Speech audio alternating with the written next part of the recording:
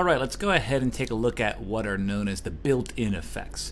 Basically this little drop-down triangle right down over here. There's three different options, but there's a few options within one or two of these options. So let's start down at the bottom over here with distort.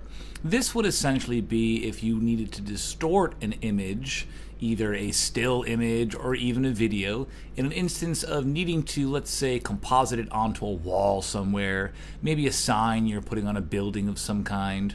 If you go ahead and right-click that, lift it from storyline, move it over here to the right a little bit, go ahead and go like that.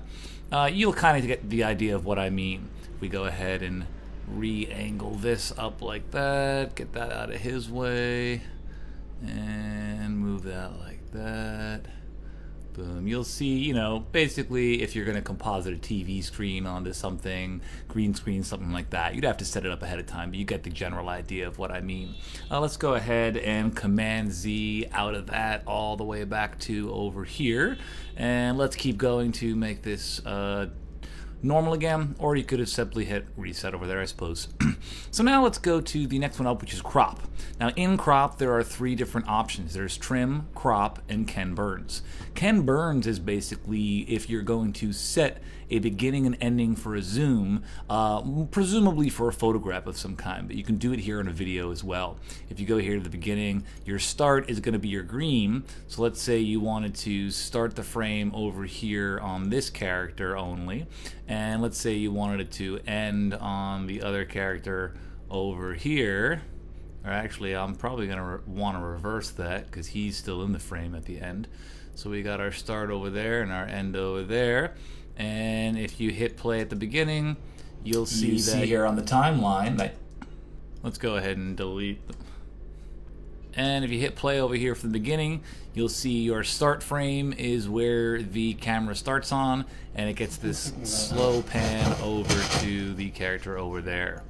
Now if this was a photograph, it would be a lot shorter, let's say, like that, and your beginning and your end would move a lot quicker. So you can see the idea of zooming over, panning and scanning from one area to the other. Go ahead and Command Z out of that once again. Next to Ken Burns we have crop. If you come on over here, you can resize this to a new frame, let's say. Go ahead and hit done, and that will now fill the full frame. This is something I'm not going to be really utilizing very much. If we go ahead and Command Z out of that again, go up over here back into crop, you'll see that we also have trim as an option. This is something you might want to use more often because you're not blowing the image up so much as just cropping off a portion of it. This would be good if you want to do some stylized sort of editing where you create a box with just one character in it and then another box with just another character in it. Let's go ahead and Command Z out of that as well.